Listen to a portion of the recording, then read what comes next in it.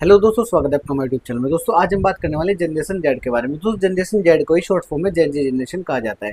दोस्तों इसी जेन जी जनरेशन ने ही नेपाल की सरकार का तख्ता पलट कर दिया है।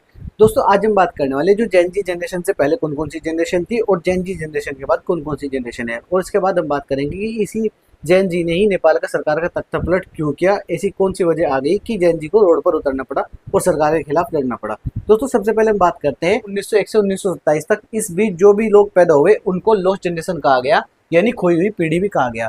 दूसरे नंबर पर दोस्तों 1928 से लेकर 1945 तक इस जनरेशन को ग्रेटेस्ट जनरेशन कहा गया, यानी 1928 से लेकर 1945 तक जो भी लोग पैदा हुए उनको महान पीढ़ी कहा गया। और दोस्तों इस जनरेशन ने द्वितीय विश्व युद्ध देखा है और इस जनरेशन ने पहले प्रथम विश्व युद्ध देखा है।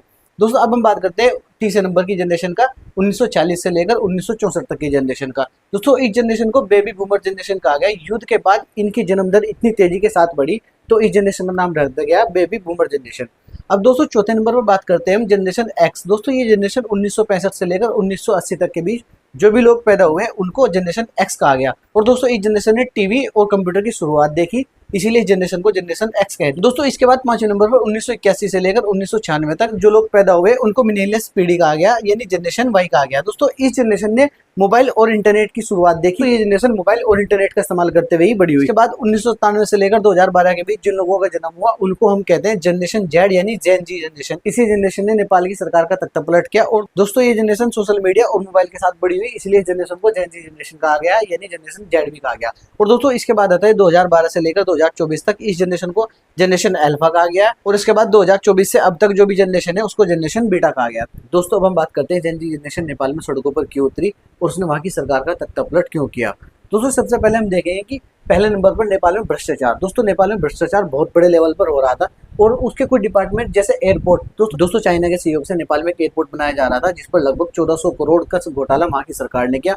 और दूसरे नंबर पर ललिता निवास, ओरिएंटल और कोऑपरेटिव सोसाइटी, इन सबको मिलाकर 1 लाख प्लस करोड़ का घोटाला वहां की सरकार ने किया। दोस्तों ये भ्रष्टाचार बहुत ही तगड़ा भ्रष्टाचार वहां की सरकार ने किया। और दूसरे नंबर पर आता है सशस्त्र खरीदने में घोटाला। दोस्तों वहां की सरकार जो थी एक घटिया सी कंपनी से वहां के वेपन्स खरीदती थी। जैसा कि मैं आम सी भाषा में अगर आपको समझाऊं कि 1 रुपए की चीज को 10 रुपए में खरीदते थे। उस कंपनी के पास तो 1 ही रुपया जाता था, लेकिन जो बाकी के 9 रुपए थे वो सरकार अपनी जेब में रख लेती थी। इस तरीके से इन्होंने वेपन्स खरीदने में घोटाला किया। और दोस्तों दूसरे नंबर पर आता है महंगाई और नौकरी का छूटना।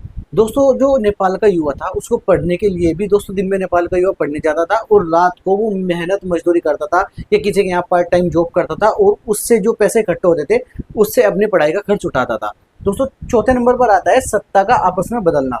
दोस्तों वहां के 4-5 नेता थे, 4-5 जो राजनीतिक दल थे, उन्होंने आपस में ऐसी सेटिंग की हुई थी कि भाई 2 साल तू कर, 2 साल तू कर, 2 साल तू, आपस में ही सत्ता का अदला बदली करते रहते थे। अब देखिए 2018 में ओली वहां पर बने और 2021 में देउबा और 2022 में प्रचंड, और फिर दोबारा ये ओली साहब दोबारा फिर 2024 में लौट के वहां पर वापस आ गए। यानी इन्होंने आपस में ही गठबंधन की, आपस में ही कब की कौन किससे गठबंधन कर लेता था वहां पर कुछ नहीं पता। इन्होंने आपस में डील कर रखी थी कि भाई हम सब मिलकर क्या काम करेंगे, थोड़ा तुम लूटो थोड़ा हम लूटेंगे। लेकिन दोस्तों गलती कहाँ हुई, जो नेताओं के बच्चे विदेश में रहते थे उनका जो लाइफ स्टाइल था, विदेश का लाइफ स्टाइल, वो मतलब अब तक तो किसी को ये चीज़ पता नहीं थी।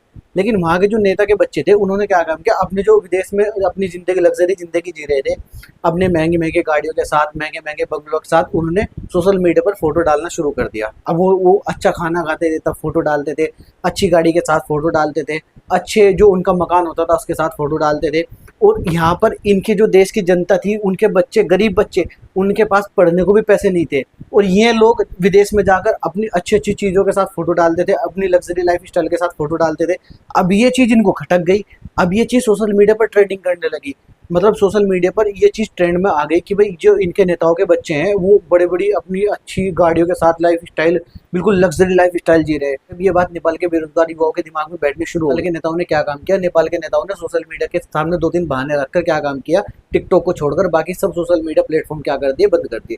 लेकिन दोस्तों असली जो समस्या खड़ी हुई वो सोशल मीडिया बैन होने के बाद हुई। क्योंकि दोस्तों अक्सर अगर आपका यूट्यूब बंद हो गया तो यूट्यूब पे अक्सर ऐसा नहीं है आप केवल मनोरंजन के लिए चलाते हो, तो यूट्यूब पर आप क्लास भी करते हो, यूट्यूब पर आप स्कूल की पढ़ाई भी पढ़ सकते हो। क्योंकि आपने कोरोना में देखा होगा कि सभी क्लासें वो यूट्यूब पे ही चली और कंपटीशन की दे रहे हैं भी आप यूट्यूब से करते हो, तो कोई भी सोशल मीडिया प्लेटफॉर्म केवल इंटरटेनमेंट के लिए नहीं होता, बिजनेस के लिए भी होता है, एजुकेशन के लिए भी होता है। बहुत सारी चीज़ें होती हैं जो आपकी सोशल मीडिया से जुड़ी हुई होती हैं। तो उस जो जनरेशन जेड थी उसको बहुत ज़्यादा ये चीज़ खली कि भाई ये तो हमारे साथ बिल्कुल नाइंसाफ़ी कर रहे हैं।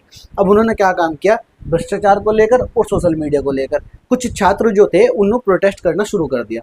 अब जैसे ही वो लोग प्रोटेस्ट करना शुरू कर दिया, जो वहाँ के नेता थे उन्होंने सीधा ऑर्डर दे दिया पुलिस को कि भाई एक काम करो, आप इनके सीधा हेड शॉट दो, मतलब माथे पर गोली मारो, सर पर गोली मारो।